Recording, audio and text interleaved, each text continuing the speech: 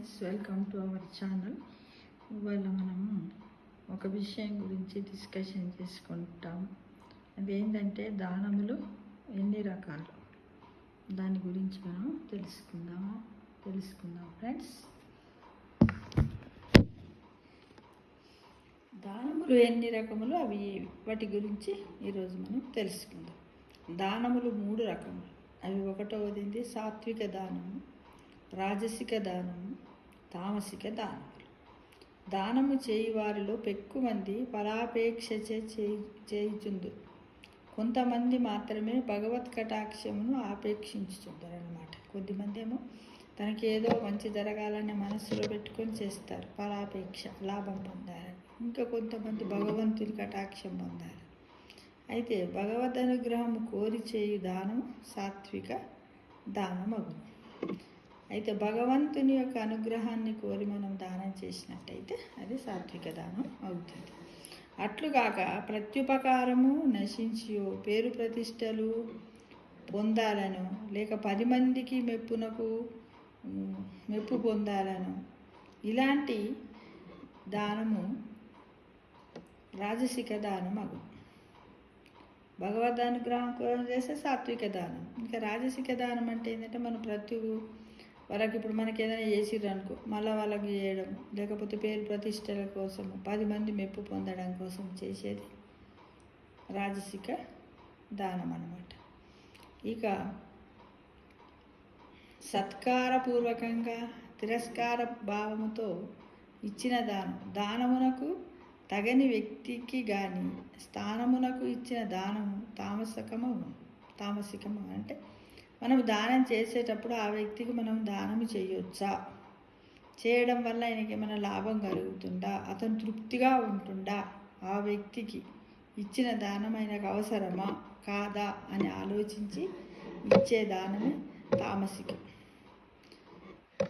ఇక కొద్దిమంది తిండి తీర్థాదులకు కొదవలేని స్థానం, అన్నదానములకు తగని స్థానమే అగును.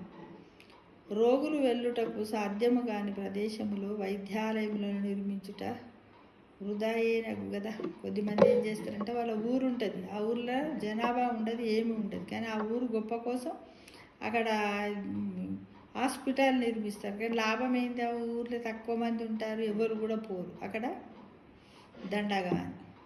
కడుపు నిండా తిని కదలలేని వానికి అన్నము భుజభారం అనిపించును. ఇట్టి సార్థకము కాని దానములు తామసిక దానములు. ఈరోజు మనం ఏ దానం చేస్తున్నామో మనమే అర్థం చేసుకోవాలి. నలుగురికి ఉపయోగపడే దానాలనే మనం చేస్తే బాగుంటుంది ఫ్రెండ్స్. సాత్విక దానము అంటే చెప్పుకున్న మొట్టమొదటి ఏమని, ఫలాపేక్ష చేత చేస్తే సాత్విక దానం.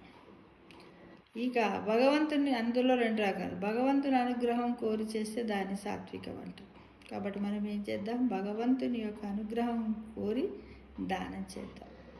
అందరి మెప్పులు మెప్పులు కావాలి, పేరు ప్రతిష్ట దానాన్ని మనం చేయకూడదు, రాజసిక దానం.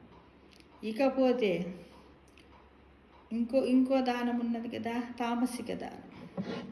మనం ఏదన్నా దానం చేస్తే ఆ వ్యక్తికి మనం ఇచ్చే ధనమే కానీ ద్రవ్యమే కానీ అవసరము ఉన్నదా లేదా, అవసరం ఉన్న వారికే చేస్తేనే బాగుంటుంది. అవసరం లేని వారికి కూడా చేయడము, తన ఉన్న ఊర్లో పెద్ద ఇల్లు కట్టుకోవడం, అక్కడ ఉంచడము, ఎలాంటి దానం చేయకపోవడం.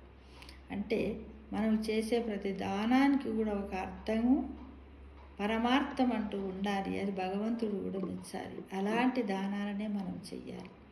ఇప్పుడు అన్నదానాలు ఉంటాయి. కొద్దిమంది రోగుల ఆర్థిక పరిస్థితి బాగుండదు, వాళ్ళ వయసులో చిన్న పిల్లలు ఉంటారు. అలాంటి వాళ్ళకు మనం ఏదన్నా సహాయం చేస్తే, 100 రూపాయలు సహాయం చేసిన ఆ పాపకు పండు ఓ గోలో వస్తుంది. కనీసం 1 గంట 2 గంటలో, ఎక్కువ ఒక 2 రోజులు బతికితే ఆ తల్లిదండ్రులు కొంచెం తృప్తిగా సంతోషంగా ఉంటారు. అలాంటి కొన్ని దానాలు చేస్తే బాగుంటుంది. కాబట్టి దానాలలో 3 రకాల గురించి తెలుసుకున్నాం ఫ్రెండ్స్.